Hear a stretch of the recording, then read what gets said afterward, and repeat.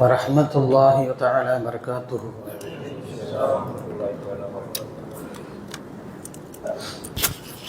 الحمد لله رب العالمين، والصلاة والسلام على سيد الأنبياء والمرسلين وعلى آله وصحبه أجمعين، أما بعد، فقد قال الله تعالى في كلامه القديم وفي الفرقان الحميد: أعوذ بالله من الشيطان الرجيم بفضل بسم الله الرحمن الرحيم. فإذا قضيت الصلاة فانتشروا في الأرض وابتغوا من فضل الله واذكروا الله كثيرا لعلكم تفلحون. صدق الله مولانا العلي العظيم. فقال نبي الله صلى الله عليه وسلم: وأعطوا الأجير أجره قبل أن يجف عرقه، أو كما قال عليه الصلاة والتسليم. سبحانك لا علم لنا إلا ما علمتنا إنك أنت العليم الحكيم. إن أريد إلا الإصلاح ما استطعت وما توفيقي إلا بالله عليه توكلت وإليه أنيب. புகழ் அனைத்தும் அல்லாஹ் ஜல்ல ஷானஹு வ தஆலா ஒருவனுக்கு உரித்தாக. கல்வில் நிறைந்த கண்மணி நாயகம் முஹம்மது ரசூலுல்லாஹ் ஸல்லல்லாஹு அலைஹி வஸல்லம் என்பவர்கள் மீதும், சத்திய சஹாபா செம்மல்கள், தாபியின்கள், தபஅத் தாபியின்கள், நல்லார்கள், நல்லோர்கள், நாதாக்கள், குழுமிருக்கும் நம் அனைவர்கள் மீதும் அல்லாஹுவின் அன்பும் அருளும் என்றென்றும் குறைவின்றி நிறைவாக உண்டாவதாக. ஆமீன். சங்கை பொருந்திய அல்லாஹுவின் நல்லடியார்களே, மே 1 உலகெங்கிலும் இன்றைய தினம் தொழிலாளர்கள் தினம், உழைப்பாளர்கள் தினம் என்ற பெயரோடு கொண்டாடப்பட்டு வருகிற ஒரு தினமாக, உழைப்பாளர்கள், தொழிலாளர்கள் அவர்களுடைய தியாகங்களும் அவர்கள் ஆற்றி வருகிற தன்னலமற்ற பணிகளையும் நினைவுகூர்ந்து பார்க்கக்கூடிய ஒரு நாளாக இந்த நாள் இருப்பதை நாம் பார்க்கிறோம். பொதுவாக ஒரு தேசத்தின் வளர்ச்சி, ஒரு தேசத்தின் முன்னேற்றம் இருக்கிறது என்று சொன்னால், அதற்கு பின்னால் இந்த தொழிலாளர்கள், உழைப்பாளர்கள், இவர்களுடைய உழைப்புகளும் இவர்களுடைய வியர்வைகளும் இரத்தங்களும் அது முதுகெலும்புகளாக இருக்கிறது, தூணாக இருக்கிறது என்பதை நாம் மறுத்துவிட முடியாது. இந்த நாளை ஒரு மகிழ்ச்சிக்குரிய ஒரு நாளாக இந்த சமூகம் கொண்டாடுவதில்லை. இது மிகப்பெரிய ஒரு உரிமைகளுக்கான போராட்டத்திற்குரிய ஒரு நாளாக இதை நாம் நினைவு கூறுகிறோம். கார்ல் மார்க்ஸ் என்று சொல்லக்கூடிய எழுத்துலக மேதையின் மிகச்சிறந்த அறிவாற்றல் படைத்தவர், அவருடைய எழுத்து இந்த உலகத்திலே, பொதுவாக குறிப்பாக தொழிலாளர்களுடைய வாழ்க்கையிலே மிகப்பெரிய ஒரு மறுமலர்ச்சியை ஏற்படுத்தியது. அவர்கள் இந்த உலகத்திலே முதலாளி வர்க்கத்திற்கு கீழாக அவர்கள் உழைத்து வந்த அவர்களுடைய கடுமையான மேலதிக நேரங்களை குறித்து அவர் எழுதினார். நீங்கள் உழைக்கும் நேரம் ரொம்ப அதிகமானது, அதற்கான ஊதியங்கள் மிக குறைவானது. ஒரு 8 மணி நேர உழைப்பை கடந்து 15 மணி நேரம் 18 மணி நேரம் உழைத்து வந்த அந்த உழைப்பாளர்கள், அவர்களுடைய நேரம் சுரண்டப்படுகிறது, அவர்களுடைய ஓய்வுகள் சுரண்டப்படுகிறது, அவர்களுடைய உடல் ஆரோக்கியம் அது பாதிக்கப்படுகிறது என்பதை கருத்தில் கொண்டு அவர் எழுதிய அந்த எழுத்து உலகம் முழுக்க மிகப்பெரிய ஒரு புரட்சியையும் கிளர்ச்சியையும் உண்டாக்கியது. அதனால்தான் தொழிலாளர்கள் மிகப்பெரிய ஒரு போராட்டத்தை முன்னெடுத்தார்கள். நாங்கள் 8 மணி நேரம்தான் வேலை செய்வோம். அந்த 8 மணி நேர வேலை கோரிக்கையை முன்வைத்து நடைபெற்ற மிகப்பெரிய ஆர்ப்பாட்டங்கள் நாடெங்கிலும் உலகெங்கிலும், மிகப்பெரிய உயிர் சேதங்கள், மிகப்பெரிய தியாகங்கள், அப்பேற்பட்ட தியாகங்களுக்கு பின்னால் கிடைத்திருக்கக்கூடிய அவர்களுக்கான உரிமைகளை குறித்து இன்று நாம் சிந்தித்து பார்க்கிறோம், நினைவு கூர்ந்து பார்க்கிறோம். சங்கையான பெருமக்களே, நவீன காலகட்டங்களிலே உருவாகி இருக்கக்கூடிய இந்த சட்டங்களில் கிட்டத்தட்ட 100 ஆண்டுகளுக்கு முன்பாகவே இஸ்லாம் தொழிலாளர்கள், உழைப்பாளர்கள், அவர்களுடைய உழைப்புக்கள், அவர்களுக்கு தர வேண்டிய மரியாதைகள், சுயமரியாதைகள், சமத்துவங்கள் என்பது குறித்தெல்லாம் நீண்ட நெடிய வழிகாட்டுதல்களை இஸ்லாம் தந்திருப்பதை நாம் பார்க்க முடிகிறது. அருமையான பெருமக்களே, அதனால்தான் உழைப்பை குறித்து இஸ்லாம் சொல்லுகிற போது இறைவனுக்கு செலுத்த வேண்டிய கடமைகளாக இருக்கக்கூடிய வணக்கங்கள், கடமையான வணக்கங்களுக்கு அடுத்த அந்தஸ்திலே இந்த உழைப்பு என்பது அமைந்திருக்கிறது. சங்கையான பெருமக்களே, ஃபைதா குதியத்திஸ் ஸலாத்து ஃபன்தஷிரு ஃபில் அர்தி வப்தகு மின் ஃபضலில்லாஹ். நீங்கள் இறைவனுக்கான கடமையை நிறைவு செய்து விட்டால் நீங்கள் பூமியிலே பறந்து சென்று அல்லாஹ்வுடைய ஃபضலை நீங்கள் தேடுங்கள். குர்ஆனில் அல்லாஹ் சொல்கிறான். பள்ளிவாசலில் அமர்ந்து கொண்டு ரிஸ்கிற்கான பொறுப்பை அல்லாஹ் ஏற்றிருக்கிறான். அல்லாஹும் மர்சுக்னி, அல்லாஹும் மர்சுக்னி என்று நீங்கள் அல்லாஹ்விடத்தில் கேட்டுக்கொண்டிருக்க வேண்டாம். ஹஜ்ரத் உமர் இப்னு கத்தாப் ரலியல்லாஹு அன்ஹு தங்களுடைய வார்த்தையை முன்வைக்கிறார்கள். லா தக்உதுன்ன ஃபீ மஸ்ஜிதுக்கும், உங்களுடைய பள்ளிவாசல்களில் நீங்கள் அமர்ந்து கொண்டு இது போன்ற துஆக்கள் நீங்கள் இறைஞ்சி கொண்டிருப்பதை விட இறைவன் சொல்லுகிற விதத்திலே உங்களுக்கான ரிஸ்குகளை நீங்கள் தேடி செல்லுங்கள். அது உங்கள் மீது ஃபரதான ஒன்றாக இருக்கிறது. தலபுல் ஹலாலி ஃபரீலத்துன் பஅத ஃபரீதா என்று நாயகம் ஸல்லல்லாஹு அலைஹி வஸல்லம் சொன்னார்கள்.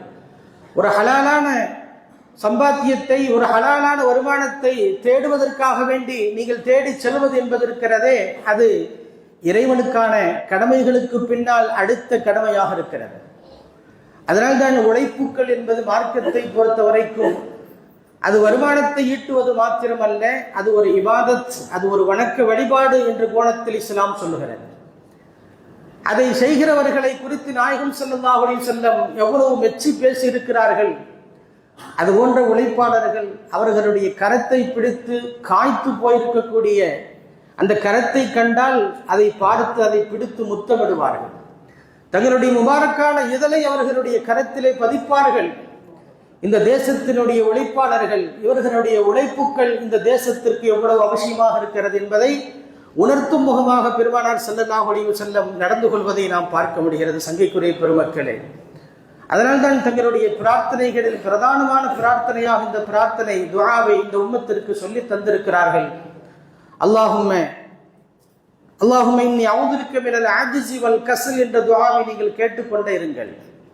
நம்மளுடைய உழைப்பை தடுக்கக்கூடிய இயலாமை, நமது உழைப்புக்கு எதிராக இருக்கக்கூடிய சோம்பல்தனம், இதை குறித்து இறைவாவிடத்தில் நான் பாதுகாப்பு தேடுகிறேன் என்கிற துஆக்களை நாயகம் ஸல்லல்லாஹு அலைஹி வஸல்லம் செய்யுமாறு நமக்கு போதித்திருக்கிறார் என்று சொன்னால், உழைப்பு என்பது ஒரு குடும்பத்தின் தேவை அல்ல, ஒரு தனி மனிதனுடைய தேவை அல்ல, அது ஒரு தேசத்தின் வளர்ச்சி அதில் தான் அமைந்திருக்கிறது. இது போன்ற உழைப்பாளர்கள் தங்களுடைய உழைப்புகளில் அவர்கள் சோர்ந்து விட்டால், அவர்கள் தங்களுடைய உழைப்புகளை அவர்கள் நிறுத்தி கொண்டால் ஒரு தேசமே ஸ்தம்பிக்கக்கூடிய ஒரு சூழல் ஏற்பட்டுவிடும் என்கிற நிலையை பெருமானார் ஸல்லல்லாஹு அலைஹி வஸல்லம் உணர்த்தி காட்டுகிறார்கள். சங்கைக்குரிய பெருமக்களே, அதனால்தான் அந்த உழைப்பை குறித்து அதிகம் இஸ்லாத்திலே வலியுறுத்தி சொல்லப்படுகிறது. அந்த உழைப்பாளர்கள் அவர்கள் எவ்வளவு தூரம் மதிக்கப்பட வேண்டும், அவர்களுடைய தொழிலிலே அவர்கள் எவ்வளவு தூரம் அவர்கள் கண்ணியப்படுத்த வேண்டும் என்பதையெல்லாம் மார்க்கம் நமக்கு வழிகாட்டுதலாக தந்து கொண்டிருக்கிறது. அருமையான பெருமக்களே, இன்று நாம் செய்யக்கூடிய பல்வேறு தொழில்கள், பல்வேறு வியாபாரங்கள், எந்த தொழிலாக இருந்தாலும் கூட அது எதிலும் அது இழிவானது என்பதல்ல. மார்க்கம் எந்த தொழிலையும் அதை குறைவாக கருதவில்லை. அது குறைகள் கொண்டு பார்ப்பதை இஸ்லாம் தடுக்கிறது. எந்த தொழில் செய்பவராக இருந்தாலும் அவருக்கான ஆர்வத்தை நீங்கள் ஏற்படுத்துங்கள், அவருக்கு நீங்கள் கை கொடுங்கள், அவருக்கு நீங்கள் தோள் கொடுங்கள், அவரை அரவணைத்து அவருக்கு தேவையானதை நீங்கள் செய்து கொடுங்கள் என்றுதான் மார்க்கம் நமக்கு போதிக்கிறது. எந்த தொழிலும் குறைந்த தொழில் அல்ல, எந்த தொழிலும் அது இகழப்படக்கூடிய ஒரு தொழில் அல்ல. அருமையான பெருமக்களை ஹதீசுகளிலே பார்க்கிறோம். ஹஸரத் அப்துல்லாஹ் இப்னு அம்ர் ரலியல்லாஹு அன்ஹு அறிவிக்கக்கூடிய ரிவாயத்திலே பார்க்கிறோம். நஜ்னி அல் ஹபாஸ, அராக்கு மரத்தினுடைய அந்த பழங்களை பறித்து கொண்டிருக்கிறோம். பெருமானார் ஸல்லல்லாஹு அலைஹி வஸல்லம் பார்க்கிறார்கள். பார்க்கும் பொழுது சொல்கிறார்கள், அலைக்கும் பில் அஸ்வதி மின்ஹு, அந்த மரத்திலே எது கருத்த பழமாக இருக்கிறதோ அதை நீங்கள் பறித்து சாப்பிடுங்கள், அதை பறியுங்கள் என்று சொல்கிறார்கள். கேட்பவர்களுக்கு ஆச்சரியம் மேலிடுகிறது. இந்த காடுகளிலே, வனாந்தர காடுகளிலே நிறைந்திருக்கக்கூடிய மரங்களுக்கு இடையிலே எந்த மரத்திலே எந்த கனிகள் அது இனிப்பாக இருக்கும், எந்த கனிகள் அது சுவையாக இருக்கும் என்று இவர் தெரிந்திருக்கிறார் என்று சொன்னால் ஒரு இடத்தில் கேட்கிறார்கள், கண்ணக தரஆல் கலம், நீங்கள் ஆடு மேய்த்திருக்கிறீர்களா என்று கேட்கிறார்கள். ஆடு மேய்ப்பவருக்குத்தான் இந்த வனாந்தர காடுகளிலே, இந்த காடுகளிலே வளர்ந்திருக்கக்கூடிய மரங்கள் எந்த மரத்திலே எந்த பழங்கள் சுவையாக இருக்கும் என்பதை அதை சொல்ல முடியும். எனவே நீங்கள் ஆடு மேய்த்திருக்கிறீர்களா என்று ஆச்சரியத்தோடு கேட்கிறார்கள். ஹல் மின் நபியின் இல்லா வகதரஅல் கனம், பெருமானார் ஸல்லல்லாஹு அலைஹி வஸல்லம் சொன்னார்கள், இந்த உலகத்திற்கு வந்த எந்த இறை தூதர்களாக இருந்தாலும் அவர்கள் ஆடு மேய்த்திருக்கிறார்கள். அது ஒரு குறைந்த ஒரு தொழில் அல்ல, அது இந்த சமூகத்தை வழிநடத்தக்கூடிய ஒரு தலைமை பண்பு கற்றுத்தரக்கூடிய ஒரு உன்னதமான ஒரு தொழில். இந்த சமூகத்தை வழிநடத்துவதற்காக வேண்டி வருகின்ற தலைவர்களுக்கு கிடைக்க வேண்டிய பொறுமைகள் அதில் கிடைக்கிறது. பெருமானார் ஸல்லல்லாஹு அலைஹி வஸல்லம் அந்த தொழிலில் இருக்கக்கூடிய நன்மைகளை அந்த உம்மத்திற்கு சொல்லித் தருகிறார்கள். சங்கைக்குரிய பெருமக்களே, எந்த தொழில்களும் அது குறைத்து பார்க்கப்படக்கூடிய தொழில்கள் அல்ல. எந்த விதமான வியாபாரங்களும் சரி, நாம் செய்யக்கூடிய தொழில்முறைகள் ஹலாலான நோக்கத்தை கொண்டு நாம் தேடுகிற எதுவும் மார்க்கத்தில் அது குறைந்து கண் கொண்டு பார்க்கப்படுவதில்லை என்பதை பெருமானார் ஸல்லல்லாஹு அலைஹி வஸல்லம் உணர்த்துவதை நாம் பார்க்க முடிகிறது. சங்கைக்குரிய பெருமக்களே, அதனால்தான் எந்த தொழில் செய்பவராக இருந்தாலும் அவர் இறைவனின் நேசராக இருக்கிறார் என்கிற தத்துவங்களை இந்த உம்மத்துக்கு சொல்லி தரப்பட்டிருக்கிறது. அல் காசிபு ஹபீபுல்லா என்று சொல்வார்கள். உழைப்பவர், தொழிலில் ஈடுபடுபவர், தொழில் முனைப்போடு செய்யக்கூடியவர், அவர் அல்லாஹுவின் நேசராக இருக்கிறார், அல்லாஹ்வினுடைய பிரியத்திற்குரியவராக இருக்கிறார் என்கிற தத்துவங்களின் மூலமாக உழைப்பாளர்களுடைய உழைப்பை குறித்து சமூகம், இந்த மார்க்கம் நமக்கு போற்றுவதை நாம் பார்க்க முடிகிறது. சங்கைக்குரிய பெருமக்களே, எனவேதான் நேர்மையான தொழில் செய்பவர்களுக்கு கிடைக்கக்கூடிய சன்மானங்களை குறித்து மார்க்கம் நமக்கு சொல்லித் தருகிறது. தங்களுடைய தொழிலில், தங்களுடைய வியாபாரங்களிலே எந்த அளவுக்கு நீதியோடும் நேர்மையோடும் நடந்து கொள்கிறார்களோ அவர்களுக்கு கிடைக்கக்கூடிய சன்மானங்கள் சாதாரணமானதல்ல. நாம் எல்லோரும் விரும்புகிற நபிமார்கள், சித்திகீன்கள், சாலிஹீன்கள், இவர்களுடைய நெருக்கங்கள் நமக்கு கிடைக்கிறது. அத்தாஜிரு சதூக்குல் அமீன் என்று சொன்னார்கள். நம்பிக்கையாளராக, உண்மையாளராக வியாபாரம் செய்யக்கூடிய ஒரு வியாபாரி என்பவர் நபியீன வ சித்திகீன வ ஷுஹதா, நபிமார்களோடும் சித்திகீன்களோடும் போர்க்களங்களிலே உயிர் நீத்த தியாகிங்களோடும் அவர்கள் இருக்கிறார்கள் என்று பெருமானார் ஸல்லல்லாஹு அலைஹி வஸல்லம் ஒரு உழைப்பாளருக்கு கிடைக்க வேண்டிய சன்மானங்கள், இந்த மார்க்கம் தருகிற மரியாதைகளை இந்த ஹதீஸின் வாயிலாக நமக்கு சொல்லித் தருகிறார்கள். சங்கைக்குரிய பெருமக்களே, எனவே ஒரு உழைப்பாளிகளை, ஒரு தொழிலாளர்களை எப்படி நடத்த வேண்டும் என்பதை இந்த உலகிற்கும் இஸ்லாம் மிக அழகிய முறையில் நமக்கு போதித்து காட்டுகிறது. உழைப்பாளிகள் அவர்கள் எப்படி நடத்தப்பட வேண்டும், அவர்களுக்கான ஈக்குவாலிட்டி என்று சொல்லக்கூடிய சமத்துவம் பேணப்பட வேண்டும். தொழிலாளர்கள், முதலாளிகள், தொழிலாளர்கள் என்கிற எந்த ஒரு பாகுபாடும் வித்தியாசங்களும் இல்லாமல் அவர்களுக்கு இடையிலே நீங்கள் சமத்துவத்தை நீங்கள் பேணப்பட வேண்டும், போதிக்கப்பட வேண்டும். அவர்களுடைய சுய கௌரவங்கள், சுய மரியாதைகள் பாதுகாக்கப்பட வேண்டும். அவர்களுடைய பணிச்சுமைகளிலே முதலாளி வர்க்கத்தில் இருப்பவர்கள் அதிலே பங்கெடுக்க வேண்டும் என்பதையெல்லாம் இஸ்லாம் வழிகாட்டி தருகிறது. அருமையான பெருமக்களே, ஹதீசுகளிலே பார்க்கிறோம். அதற்கு அபூ தர் கிஃபாரி ரலியல்லாஹு அன்ஹு அவர்கள் தங்களுடைய ஏதோ ஒரு பயணத்திலே அவர்கள் வீதியிலே வந்து கொண்டிருக்கிறார்கள். அலைஹி ஹுல்லத்துன் வ அலா குலாமிஹி ஹுல்லத்துன், அவரின் மீதும் உயர்ரக ஆடை இருக்கிறது, ஜோடி ஆடை அணிந்திருக்கிறார். அவருடைய அருகில் இருக்கக்கூடிய அவருடைய குலாம், அவருடைய பணியாளர், அவரின் மீதும் அந்த ஆடை என்பது இருக்கிறது. ஆச்சரியத்தோடு பார்க்கிறார்கள் மக்கள். ஒரு தொழிலாளியின் உடலில் இருக்கக்கூடிய ஆடை அவருடைய முதலாளியின் ஆடை உடலிலும் இருக்கிறது. ஒரு எஜமானருக்கும் அடிமைக்கும் இவ்வளவு ஒற்றுமை இருக்க வேண்டுமா? ஆச்சரியத்தோடு பார்க்கிறார்கள். அபூ தர் ரலியல்லாஹு அன்ஹு சொல்லுவார்கள், பெருமானார் ஸல்லல்லாஹு அலைஹி வஸல்லம் அவர்களுடைய காலத்திலே ஒரு மனிதரை அவருடைய தாயோடு நான் குறைத்து மதிப்பிட்டு பேசிவிட்டேன். அவருடைய தாயை குறித்து நான் படித்து நான் பேசிவிட்டேன். பெருமானார் ஸல்லல்லாஹு அலைஹி வஸல்லம் என்னை கூப்பிட்டு கடுமையாக கண்டித்தார்கள். இம்ரவும் ஃபீக்க ஜாஹிலிய்யா, அறியாமை காலத்தினுடைய குணங்கள் இன்னும் உங்களுடைய உள்ளங்களிலே குடிகொண்டிருக்கத்தான் செய்கிறதா? யாபாதர், அவருடைய தாயோடு சேர்த்து நீங்கள் குறை பேசியிருக்கிறீர்களா? எந்த வகையிலே அவர் குறைந்தவர்? பெருமானார் ஸல்லல்லாஹு அலைஹி வஸல்லம் எப்படி அவர்கள் நடத்தப்பட வேண்டும் என்பதை அபூதர் கிஃபார் அவர்களுக்கு போதிக்கிறார்கள்.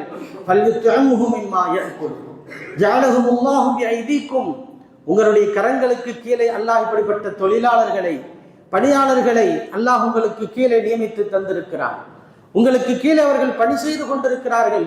நீங்கள் அவர்களிடத்தில் எப்படி நடத்த வேண்டும்? அவர்கள் எதை உண்ணுவார்களோ அதையே அவர்களுக்கு உண்ண கொடுக்கட்டும். எந்த ஆடையை உடுத்துவார்களோ அந்த ஆடையை அவர்களுக்கு உடுத்த கொடுக்கட்டும். பெருமானார் ஸல்லல்லாஹு அலைஹி வஸல்லம் சொல்கிறார்கள், எந்த வகையிலும் அவர்களுக்கு நீங்கள் அவர்களுடைய சக்தியை மீறி நீங்கள் சிரமத்தை அவருக்கு தர வேண்டாம். அவர்கள் சக்திக்கு உட்பட்டு அவர்களுக்கு பணியமர்த்துங்கள்.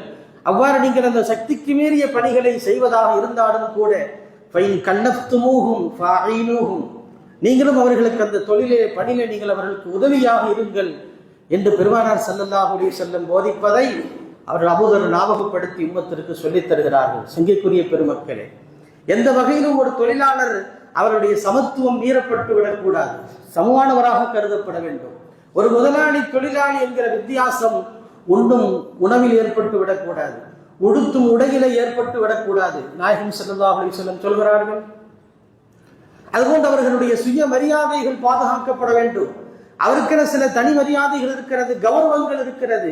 எந்த வகையிலும் அவருடைய குடும்பத்தை குறித்தோ அவருடைய குடும்ப பின்னணிகளை குறித்தோ நீங்கள் குறைபடுத்தி பேசிவிட வேண்டாம். அவருக்கென மரியாதை இருக்கிறது, அவருக்கென உணர்வுகள் இருக்கிறது.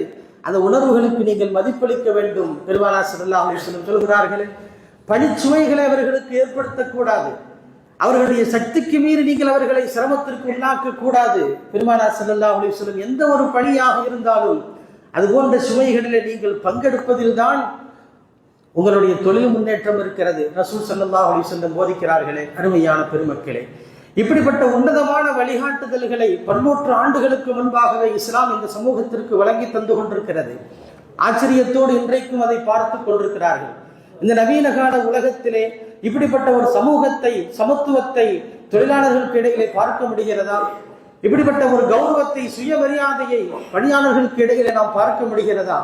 எவ்வளவு தூரம் மிக அலட்சியமாக நாம் அவர்களை இழிவுபடுத்தி விடுகிறோம், எவ்வளவு தூரம் அவர்களை நாம் அலட்சியப்படுத்தி விடுகிறோம், அவர்களுடைய உணர்வுகளை காயப்படுத்தி விடுகிறோம்.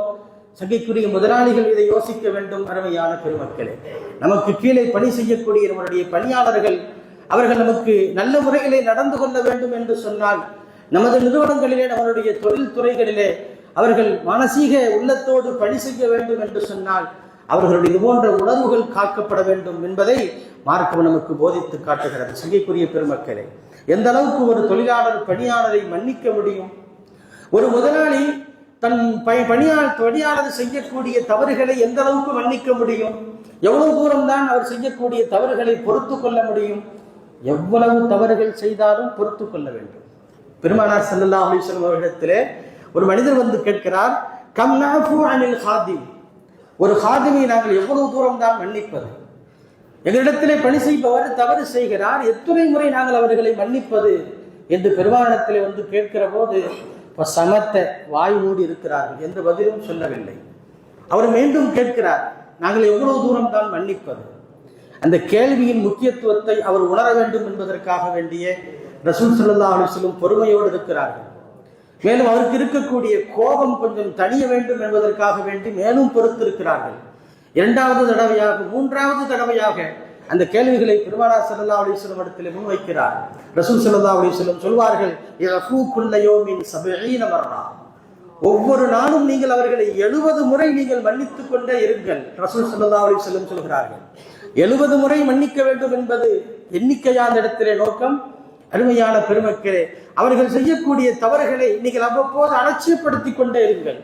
அவர்கள் செய்யும் சிறு சிறு தவறுகளை நீங்கள் பெரிதுபடுத்தி அவர்களுடைய பணி நீக்கம் செய்யக்கூடிய அளவுக்கு அவர்களை இடைநிறுத்தம் செய்து விடாதீர்கள். அதில் ஏற்படக்கூடிய இழப்புகள் ஏராளம். இவரை நம்பி ஒரு குடும்பம் இருக்கிறது, இவரை நம்பி பல குழந்தைகள் இருக்கிறது, இவர்களுடைய வருமானத்தை நம்பி ஊர்களிலே பல குடும்பங்கள், பல உயிர்கள் காத்து கொண்டிருக்கிறது. சட்டென அவர்களை நாம் நிறுத்துவதால், சட்டென அவர்களை நாம் நிறுத்தி விடுவதால், அவர்களை அனுப்பி விடுவதால் அவருக்கு ஏற்படக்கூடிய இழப்புகள் என்ன? அந்த உழைப்பின் மீது அவருக்கு இருக்கக்கூடிய மரியாதை இல்லாமல் போய்விடும். அந்த உழைத்து உண்ண வேண்டும் என்கிற அந்த சிந்தனை அவர்களுக்கு இல்லாமல் போய்விடும். குறுக்கு வழியிலே சிந்திப்ப தொடங்கி விடுவார். இந்த சமூகத்திலே தன்னுடைய பொருளாதாரத்தில் நிலைநாட்டுவதற்காக வேண்டி வேறு ஏதாவது தவறான வழியிலே அவர் தேர்ந்தெடுக்கக்கூடும். அருமையான பெருமக்களே, இது போன்ற சூழலுக்கு உங்களுடைய பணியாளர்களை நீங்கள் தள்ளிவிடாதீர்கள் என்பதைத்தான் பெருமானார் ஸல்லல்லாஹு அலைஹி வஸல்லம் இந்த ஹதீஸின் வாயிலாக நமக்கு சொல்லித் தருவதை பார்க்க முடிகிறது. அருமையான பெருமக்களே, இப்படிப்பட்ட ஒரு அக்கறை கொண்ட ஒரு முதலாளித்துவ வர்க்கம் இந்த சமூகத்திலே உருவாக வேண்டும். இது போன்ற ஒரு சிந்தனை கொண்ட வர்க்கம் உருவாகிற போது ஒரு தேசத்தின் வளர்ச்சி தடுக்க முடியாது. ஒரு தேசத்தினுடைய முன்னேற்றத்தை யாராலும் தடுத்துவிட முடியாது. நிச்சயம் அதில்தான் உண்மையான முன்னேற்றம் இருக்கிறது என்பதை பெருமானாருடைய வழிகாட்டுதல்கள் நமக்கு போதித்து காட்டுகிறது. அவர்களுடைய உடல் நலனிலும் கூட, அவர்களுடைய ஆரோக்கியத்தில் நீங்கள் அக்கறை செலுத்துங்கள். உங்கள் குடும்பத்தில் ஒரு உறுப்பினராக நீங்கள் அவரை பாருங்கள். உங்களுடைய பணியாளர்களை நீங்கள் பணியாளர் நோக்கத்தோடு பார்க்காதீர்கள். உங்களுடைய அடிமைகளாக இருந்தாலும் கூட அடிமை என்ற பார்வையோடு நீங்கள் அவர்களை பார்க்க வேண்டாம். உங்களில் ஒரு உறுப்பினராக நீங்கள் அவரை பாருங்கள். அவருக்கும் உடல் தேவைகள் இருக்கிறது, அவருக்கும் வியாதிகள் இருக்கிறது, அவருக்கும் அக்கறைகள் எவ்வளவு தேவைகள் இருக்கிறது. அந்த உடல் நலனிலே நீங்கள் அக்கறை செலுத்துவதில் தான் அவருடைய பாதுகாப்புகள் முன்னேற்றங்கள் இருக்கிறது. பெருமானார் ஸல்லல்லாஹு அலைஹி வஸல்லம் சொல்வதை பார்க்க முடிகிறது. சங்கிக்குரிய பெருமக்களே, இதா அத்தா அஹதக்கும் ஹாதிமஹு பிதஆமிஹி, உங்களுடைய ஹாதிம், உங்களுடைய பணியாளர் உங்களுக்கான உணவுகளை பரிமாறுகிறார், உங்களுக்கான உணவுகளை அவர் கொண்டு வருகிறார் என்று சொன்னால் அவரை உங்களோடு நீங்கள் அமர்த்தி கொள்ளுங்கள். அது அவரை நீங்கள் உண்ணுகிற அந்த உணவிலே நீங்கள் அவர்களையும் சேர்த்து கொள்ளுங்கள். ஃபைல்லம் யுஜ்லிஸுஹு, ஒருவேளை உங்களுக்கு அவரை அமர்த்துவதில் உங்களுக்கு சிரமம் இருந்தாலும் கூட அவருக்கு நீங்கள் ஃபல்யுனாவிலுஹு லுக்மத்தன் அவ் லுக்மத்தைனி, ஒரு கவலத்தையோ அல்லது 2 கவலத்தையோ அவர்களுக்கு நீங்கள் உண்ண கொடுங்கள். உக்குலத்தை, ஒரு வாய் அல்லது 2 வாய் அவர்களுக்கு நீங்கள் ஊட்டுங்கள். அந்த உணவிலே அவர்களுக்கு உரிமை இருக்கிறது. பெருமானார் ஸல்லல்லாஹு அலைஹி வஸல்லம் சொல்கிறார்கள், இன்னஹு வலிய இலாஜஹு, இந்த உணவை தயாரிப்பதற்காக வேண்டி பெரும் சிரத்தை எடுத்திருக்கிறார் அவர். இந்த உணவை தயார் செய்வதற்காக வேண்டி அதனுடைய சூட்டை அவர் அனுபவித்திருக்கிறார். பெருமானார் ஸல்லல்லாஹு அலைஹி வஸல்லம் எந்த அளவுக்கு அவர்களுடைய உரிமைகள் இருக்கிறது என்பதை இந்த உம்மத்திற்கு சொல்லித் தருகிறார்கள். சங்கிக்குரிய பெருமக்களே, மேஜையிலே அமர்ந்து சாப்பிடுவது முதலாளிகளாகத்தான் இருக்க வேண்டும் என்பதல்ல. மேஜையிலே அமர்ந்து சாப்பிடுவது உயர் ரகத்தை சார்ந்தவராக இருக்க வேண்டும் என்பவர் அல்ல. நின்று பணியாளர்கள் அவர்கள் நின்றுத்தான் பணிவார வேண்டும் என்பதல்ல. அவர்களுக்கும் நீங்கள் சம அந்தஸ்தை நீங்கள் தரலாம். உங்களோடு நீங்கள் சேர்த்தவர்களுக்கு நீங்கள் உண்ண கொடுக்கலாம். அந்த உணவை தயாரிப்பதற்காக வேண்டி அவர் எடுத்திருக்கக்கூடிய முயற்சியிலே அவர்களுக்கு அதில் பங்கு இருக்கிறது என்று சொன்னால், பன்னூற்றுக்கணக்கான ஆண்டுகளுக்கு முன்பாக சங்கைக்குரிய பெருமக்களே, அவர்களுடைய நலனை மேலோட்டமாக இஸ்லாம் சொல்லவில்லை.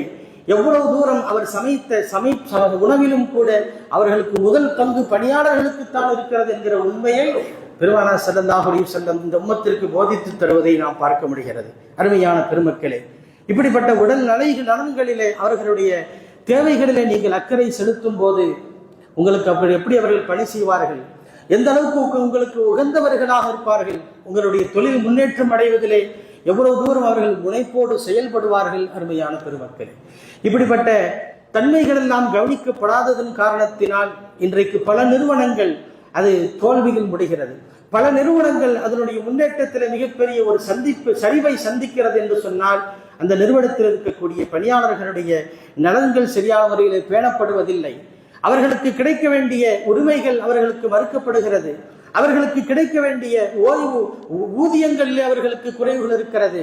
அவர்களுடைய வாழ்வாதாரத்தை நிலைநிறுத்திக் கொள்ளக்கூடிய வகையிலே அவர்களுடைய பொருளாதாரங்கள் அமைவதில்லை என்பதுதான் உண்மையான நிலையாக இருக்கிறது. சங்கைக்குரிய பெருமக்களே, இன்றைக்கு தேசத்திலே பரவலாக பார்க்கக்கூடிய சூழ்நிலைகள் இன்றைக்கு எந்த நிறுவனத்தை எடுத்துக்கொண்டாலும் கூட நாடு கடந்து பயணிக்கக்கூடிய நம்மளுடைய பல இளைஞர்களுடைய வாழ்வு எவ்வளவு தூரம் அது கேள்விக்குறியாக இருக்கிறது. அவர்களுக்கான சம்பளங்கள் வழங்கப்படாமல் மாதக்கணக்கிலே நிறைய நிலுவைகள் வைக்கப்பட்டு தங்களுடைய பொருளாதாரத்தை சமாளிக்க முடியாமல் ஊர் திரும்பிய இளைஞர்கள் புலம்புவதை பார்க்க முடிகிறது. சங்கைக்குரிய பெருமக்களே,